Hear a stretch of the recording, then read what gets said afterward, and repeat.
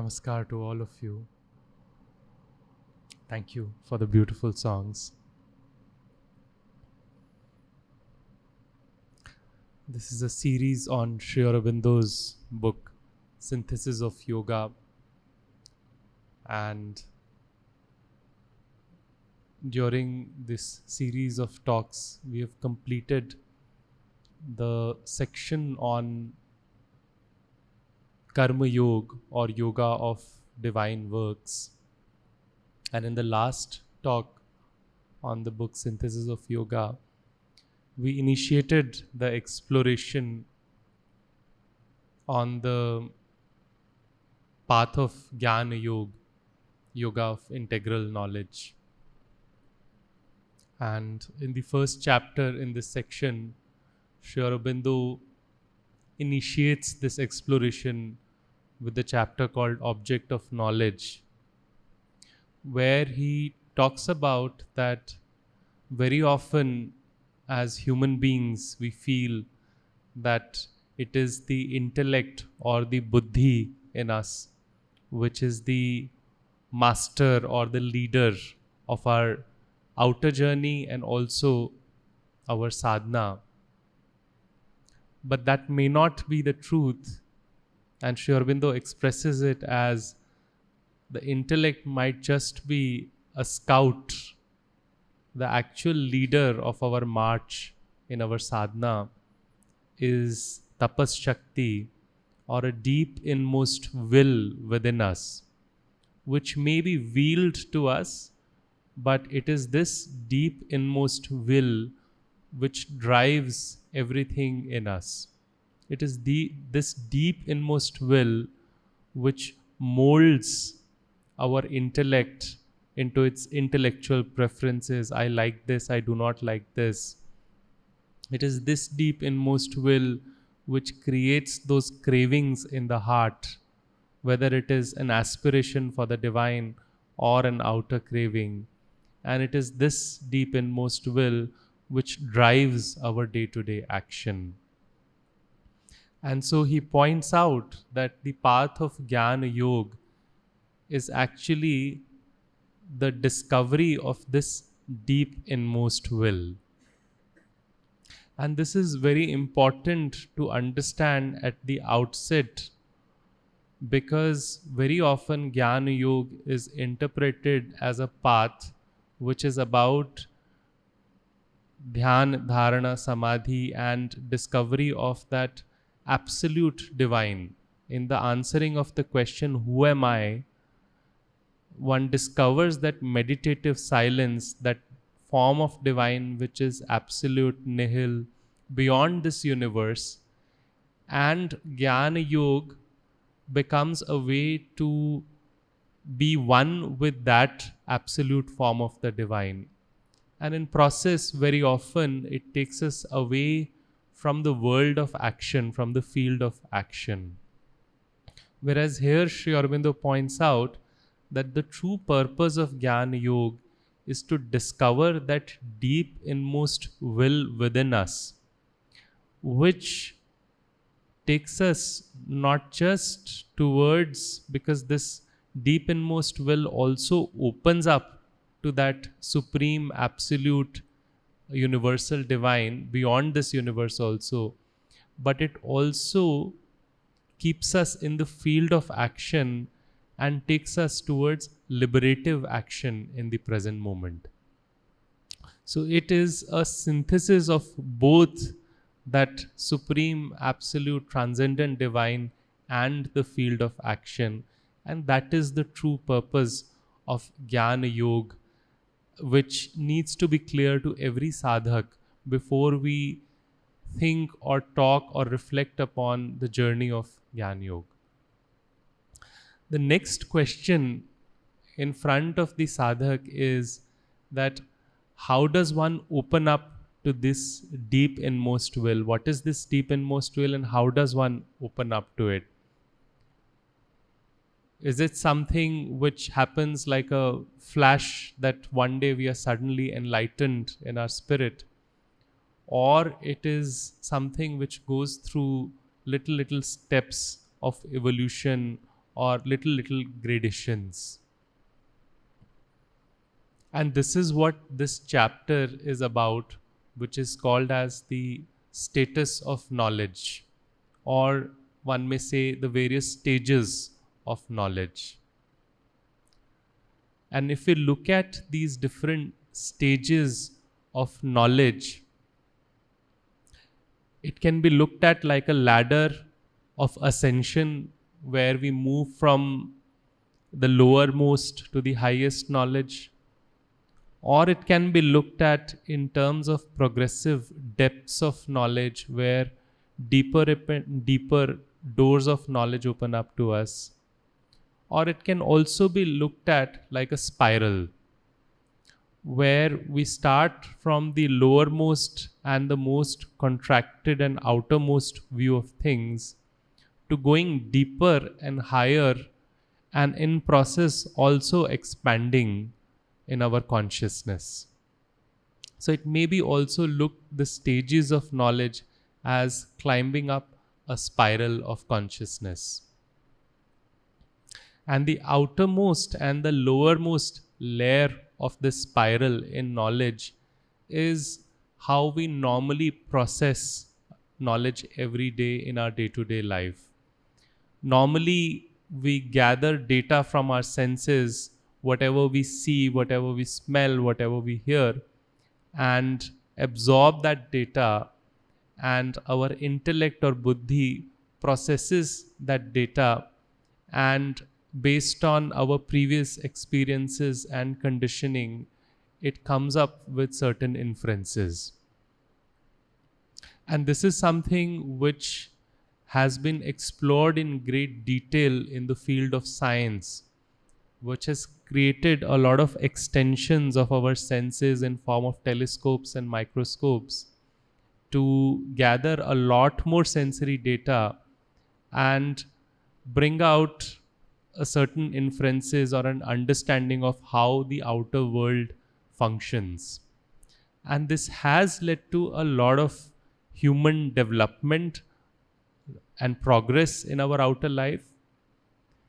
But the question is that on the path of sadhana, is this the outer knowledge and this outer use of sensory data is the primary tool, or is there something deeper? And that takes us to a possibility, or one layer up or higher than this sensory based intellectual processing, to the layer or a higher step where there is a possibility of an inner vision, where one can look inside and receive knowledge from a place which is not receiving the data from the senses. It is a place of silence. It is a place where one gets into the resonance of our breath and can receive knowledge from somewhere else. And it is this space which is not just open to some gifted person with a sixth sense, but is available to all of us, even in our day-to-day life. It is not something we just have to open up into future. This space we have all been using in our life since childhood. And one can relate to it in the sense that very often all of us sleep with a question in our mind. And then when we wake up, we have an answer to that question. I'm sure all of us have experienced it at some point of time.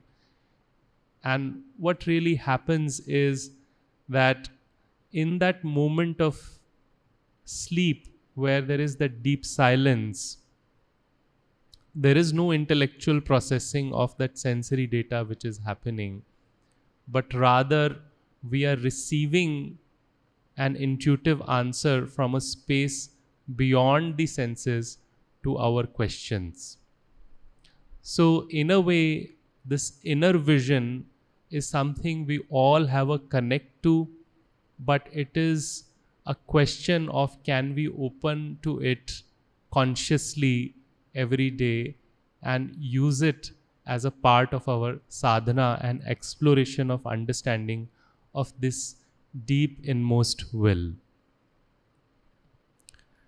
Now, the next question is that if this inner vision is so important, does this outer intellectual processing have any meaning in the field of sadhana, or is it something to be entirely discarded and we just need to sit in silence and receive?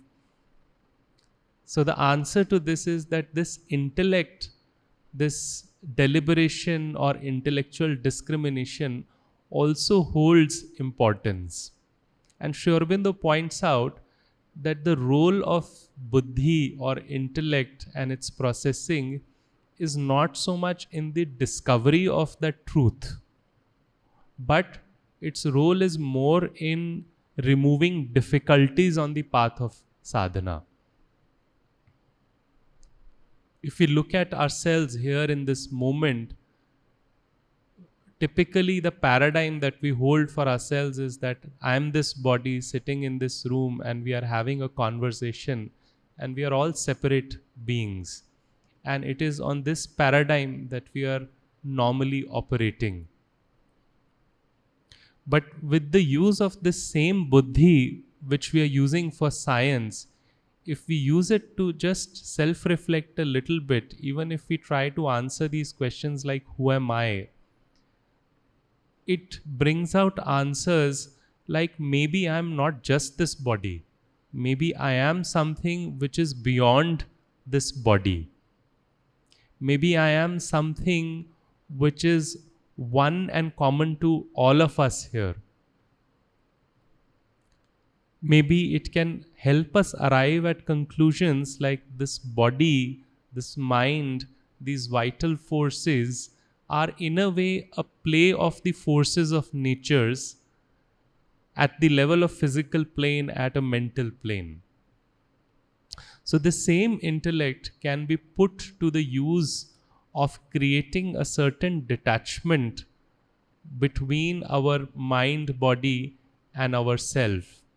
And it can be put to use for positive affirmations like I am a divine being. I'm not just this body and mind. I am a divine being. All this is a becoming of the divine. And we can add divine values, affirm divine values to ourselves in the sense that I am this divine being with divine qualities like peace, love, joy, bliss. And this is all very useful because if there is ever a door to this inner vision, which we talked about, this silence, then these kinds of positive affirmations, this kind of removing of difficulties can help us at least look at the wall on which that door is situated. So it can help us narrow down our vision towards that door, towards that wall, which opens up towards the inner vision. Because normally we are turned outwards. We are looking outwardly into this world with the senses and using this intellect to process external things. But that same intellect, with a bit of intellectual deliberation and the power of right thought, or a thought which is more aligned to the truth, if it is put to that use, it can help us narrow down towards that door of inner vision. But here, Sri Aurobindo writes that still right thought only becomes effective when in the purified understanding it is followed by other operations, by vision, by experience, by realization. So what he points out here is that this right thought is useful. It helps narrow things down.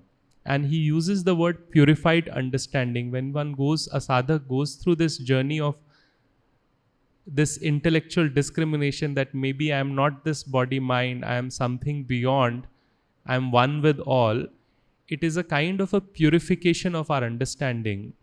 But this purification is only effective if it is eventually supported by that opening of the door and the inner vision and experience and realization and the light of that realization supporting this. Otherwise, it becomes into a dry thought or an affirmation which may be repeated by us, and in fact, it can lead to a conflict within the being. So, it is very important eventually for that door of self realization to open up. And for that, the importance of developing a certain level of peace, a certain level of silence within us, the importance on the path of Jnana Yoga to be able to concentrate at a certain point, to be able to open up that door. That point may be any, it may be the heart center, it may be between the eyebrows, it may be above the head, whichever one, based on our own preferences and strengths and weaknesses. But eventually, the vision and experience and self realization calls for a certain concentration and opening up of the being. And this opening up, which takes time and patience and the grace of the divine, one can find another intermediary step along the way between affirming the right thought to ourselves and this opening of the door. And that is the power of visualization. To our affirmations of the right thought, if we add on a bit of visualization, it helps engage both our right and left brain and create more resonance in the process. And a simple visualization that any one of us can practically use is to visualize ourselves like a point of light. And why visualize oneself as a point of light? Because in this chapter, Sri Aurobindo also points out that this inner vision or this inner mind or this, whatever we may call it, a super mind or overmind or a supramental, is different in its kind and essence from the external mind. It's not just like this inner vision is an extension of the outer mind, but it differs in kind and essence from this outer mind. To understand this with a simple example, in the outer sphere of our life, anything to express anything more powerful, it is meant to be larger. The larger, the bigger the thing is, the more powerful it is. But in the inner vision or in the inner sphere, what is true is that less is more. If we say to ourselves, I want a large amount of love, it doesn't make sense. But when we say, I want a little more love, I want to love myself a little more, I want to accept myself a little more, I want to grow in peace a little more, I want to grow in humility a little more purity, a little more joy, a little more bliss. And it immediately empowers us. And this is a simple way to understand how this inner vision operates. Here, the laws are different. Here, less is more. And to express the infinite nature of this inner vision, one simple outer analogy that we can use is a point of light. Sukshmata represents the infiniteness of the soul in the outer mind. So when we visualize or affirm using the intellectual deliberation the right thought and visualize a point of light along with it, it does offer us an intermediary or an anchor which can help us align more and more, concentrate more and more, and open up to the inner doors of self-realization. But eventually, as Sri Aurobindo points out, that these are just intermediary aids. Eventually, even these visualizations and affirmations will become dry if there is no inner experience or opening up. And here Sri Aurobindo now talks about the three stages or three successive movements involved in this opening up of self-realization. The first movement is opening up of the door of inner vision, which is followed by a complete experience, and which is further followed by a merger or with the identity of the divine. One becomes one with the divine. So the inner opening of self-realization in path of Jnana Yoga starts with the inner vision, followed by the experience, followed by the identity. So let's look at the first of these successive movements, which is the inner vision.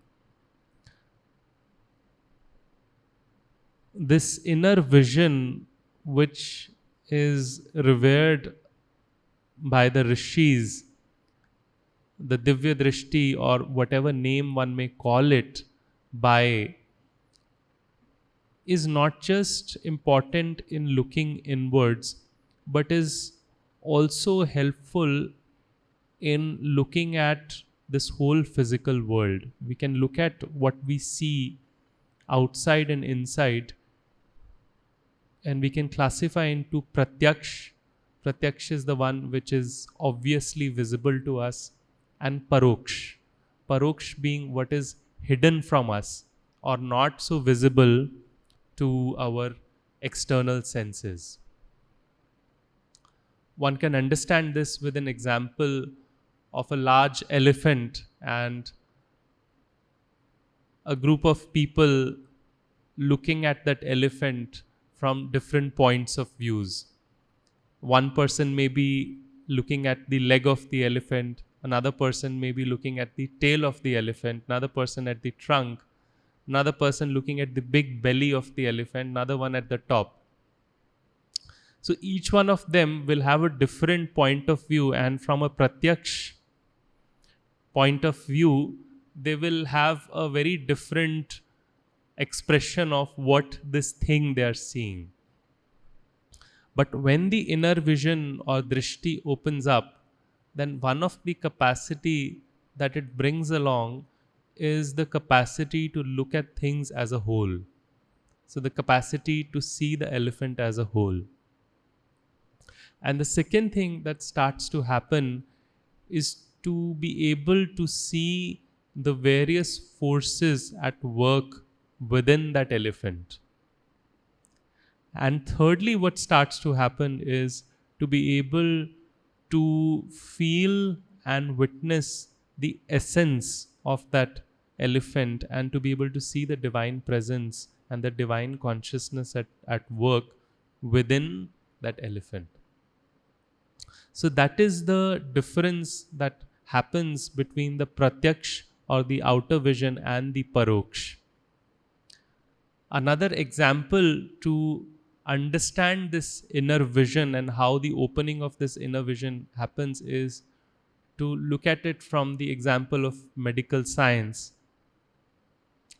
In medical science, as doctors, as physicians, we operate based on evidence. Medicine is meant to be evidence-based. And Ayurveda has beautifully classified the 4 forms of evidence that any doctor or physician can use in their practice. The first is pratyaksha praman, what is actually visible to our eye. If somebody gets into an accident and they get a fracture, then it's pratyaksh that the trauma induced the fracture. It's obvious to our eyes.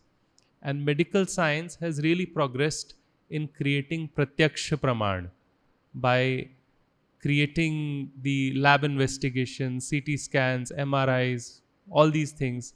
So the pratyaksha praman has really expanded. The next level of evidence is anuman, which is an indirect evidence.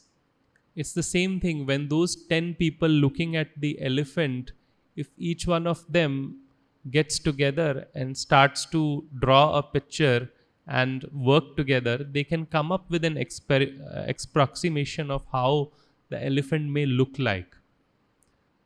And that is what Anuman is. That when we look at various different indirect evidences, we can come at Anuman of what may be happening in a person. But the third thing, which is the yukti or paroksh in Ayurveda, is that when a physician starts to grow and he has collected a certain experience of outer knowledge about things, and now he also starts to open up to this inner vision and starts to integrate his intuition into his previous pre-existing knowledge, he starts to paint a more accurate picture of what is going on. And that is what can be likened to a person taking up all that approximations or anuman together of the elephant and then using his intuition to draw the elephant more accurately. So that is the third level of evidence in Ayurveda, which is yukti or paroksh.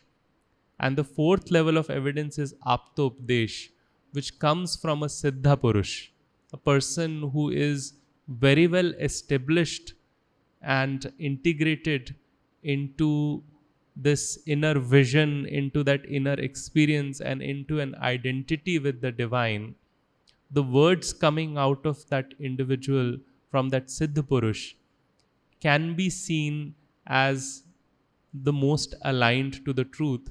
But it's very important to add here most aligned to the truth in that moment, in that perspective. What very often happens in our culture is that is written in the stone forever, but it is might be aligned to the truth in that moment the most. So these are some examples with which we can understand this inner vision, and the same thing can be applied in the sadhana. When a sadhak uses his intellect for the self-reflection and goes through the very basic shastras or spiritual literature and reads those beautiful stories, then even using those outer vision, the sadhak is developing gradually a certain purification of the understanding and narrowing oneself towards the inner channel. But then eventually, as the inner vision grows, then the sadhak starts to integrate his own experience of the sadhana with that spiritual literature, and that integration creates a more and more concrete and profound experience, and the sadhak starts to grow in his depth. And when that happens, gradually, Sri Aurobindo writes here, is that it is only when after long and persistent concentration or by other means the wheel of the mind is rent or swept aside, only when a flood of light breaks over the awakened mentality, Jyotirmaya Brahman, and conception gives place to a knowledge vision in which the self is as present, real, concrete as a physical object to the physical eye, that we possess in knowledge, for we have seen. So Sri Aurobindo says here that it is only when after a long and persistent concentration or whatever means a sadhak uses that the wheel of mind has been set aside. Then one can view the Jyotirmaya Brahman, that sun and that light of that sun and the flood of that light opens up and sweeps aside that conceptual knowledge, that wheel of the mind. And then this Jyotirmaya Brahman is something which is as concrete an experience as holding an object in a physical world is. So it is not some aloof or some distant experience of the divine, but when that inner door opens and the light floods the being, the experience of Jyotirmaya Brahman is as concrete as any other physical experience is. And it does take that grace of the divine and lifetimes or years of that concentration or practice. But when this happens, it's a very concrete experience. After that revelation, whatever fadings of light, whatever periods of darkness may afflict the soul, it can never irretrievably lose what it has once held. So after that, the soul may go on its own journey. There may be fadings of light or may enter into darkness, but the soul never loses this experience. That experience is there somewhere hidden in the being. And the experience is inevitably renewed, must become more frequent till it is constant. When and how soon depends on the devotion and persistence. So eventually this experience will get renewed for the sadhak, and it will keep getting renewed till it becomes a constant way of the being, How soon or how late it happens depends on us. It depends on our persistence, our intensity and completeness of our devotion to the divine. But once it has opened up once for us, then it is meant to be renewed over and over again. So this takes us from the inner vision gradually into the field of an experience of the Jyotirmaya Brahman in the sphere of mind. But Sri Aurobindo always talks about an integral experience, an experience not just at the level of the mind, but in every aspect of the being. The Jyotirmaya Brahman, the experience of that light, can satisfy the mind, but eventually it has to percolate into our emotional being in form of an intense unconditional love, which is experienced within ourselves in an intimate relationship with the divine, in form of experiencing the presence of divine in everyone around us, and that love, an intimate love with everyone in all the relations, an intimate relationship and love experience, experience of love and delight or bliss with the entire universe and with the divine beyond this universe. So the emotional being is satisfied when Jyotirmaya Brahman percolates as unconditional love within, all around us and beyond us. And this can further percolate into our aesthetic being when in our senses we experience the divine as beauty, as bliss, as delight. When we experience everyone through that inner vision as the all beautiful divine with that bliss. So it percolates into our aesthetic mind. And then it can also percolate into our very vital and physical, where the experience of Jyotirmaya Brahman is of a firm, assertive energy which is different from the life force. Life force, the prana can be easily influenced. It can be full of passion, yet exhaustion, satisfaction, dissatisfaction. This is an ever content light with its firmness and assertiveness, yet it is full of that warmth and compassion and pliability. So this experience of Jyotirmaya Brahman can translate for all of us at a very physical and a vital level as well. And when that happens, one moves towards an integral experience of what really is this self realization or inner vision. So, starting from the outer knowledge and right thought and the right visualization, moving towards an inner vision, from there, moving towards a complete integral experience. And the third successive movement here is of merging in identity with the divine. It is what Soham sadhana is about. Soham is a very common mantra used by various sadhaks, and aligning it with the breath. And Soham means I am he or he am I, is used in order to merge in identity with the divine. So, this is the third step where one experiences that oneness with the divine. It is not just holding that presence, but it is becoming one with that presence. And Sri Aurobindo describes this as we must not only see God and embrace Him, but become that reality. We must become one with the self in its transcendence of all form and manifestation.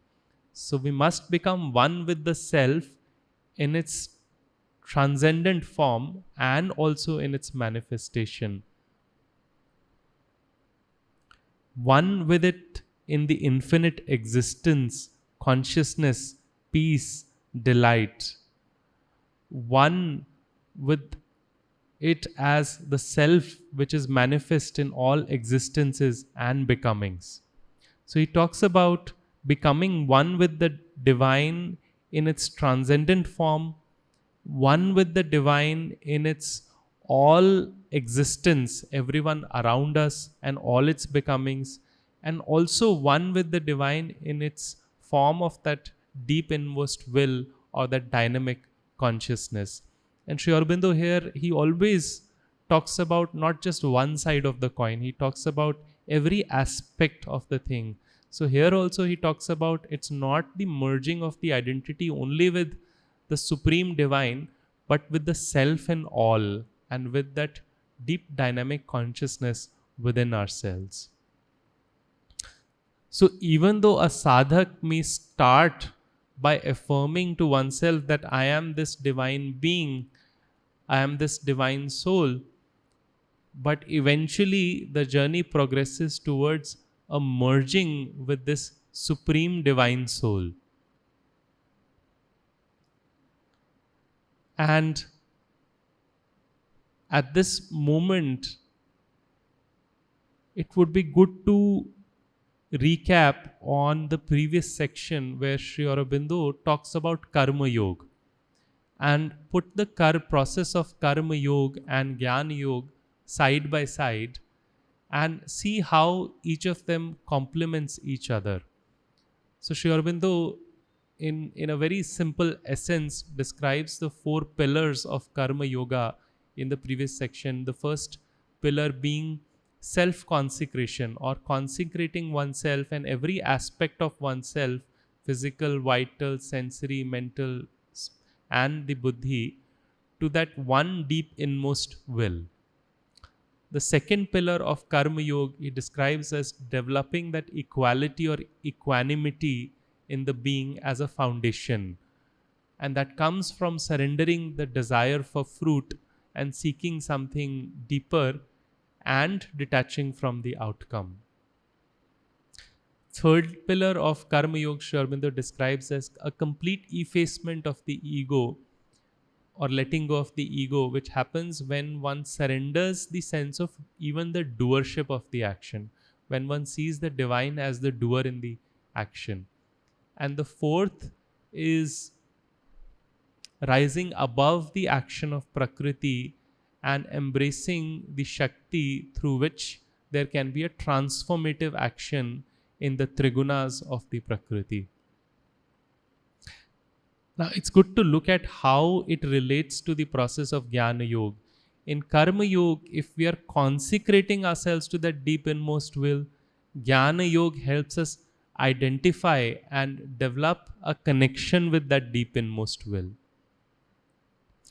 If in Jnana Yoga, moving from an inner vision, we have to move towards an integral experience, that means the experience of Jyotirmaya Brahman has to translate in every layer of our being. It cannot happen in silence. It needs that action or karma yoga. It needs that consecration of the senses and putting it into practice in our day to day life. So Jnana Yoga needs Karma Yoga and Karma Yoga needs Jnana Yoga, and both are happening simultaneously and both are centered around the deep inmost will.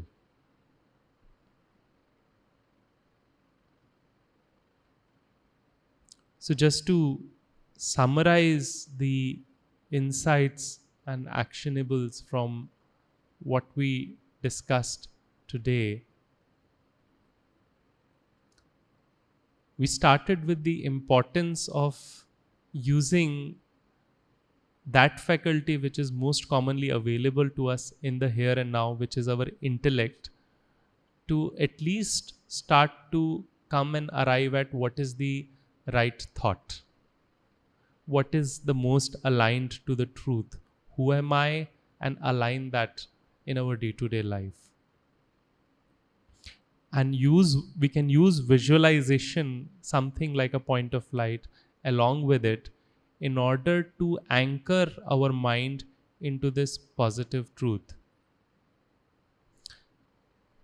Normally our mind, and this is a very common issue with people and with all of us these days, is the overthinking. The mind just goes out of hand everywhere, and this simple practice of affirming these things for a minute every hour also can help anchor the mind into the truth. One cannot stop the overthinking, but one can definitely anchor oneself into this positive affirmation.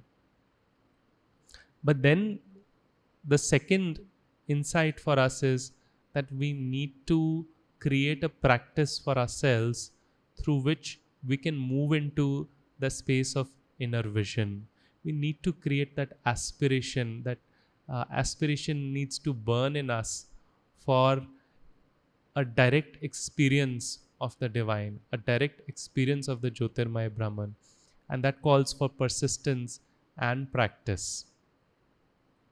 And thirdly, when that experience arrives, it's about making it a complete experience by not just the dhyana, dharana, and samadhi, but bringing that experience into every aspect of our life. And lastly, to look at how we can merge in an identity with the divine, even though Sri Aurobindo describes these as successive movements, and merger in the identity with the divine as the last of these movements. But in a way, things are not linear, they are happening simultaneously.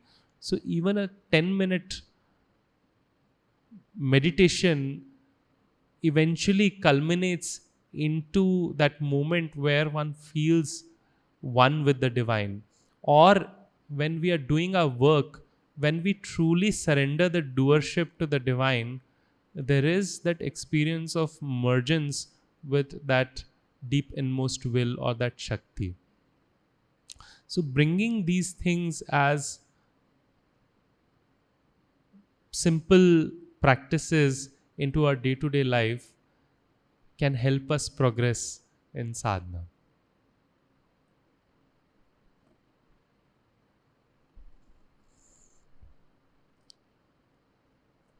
Brahmanandam Paramasukhadam Kevalam Jnanamurtim Dvandatitam Gagana Sadrishyam Tattvam Asyadilakshayam Ekam Nityam Sarvadhi Sakshibhutam Triguణatitam Bhavatitam Sadgurum Tam Namami. Sadgurum Tam Namami. Sadgurum Tam Namami. Thank you.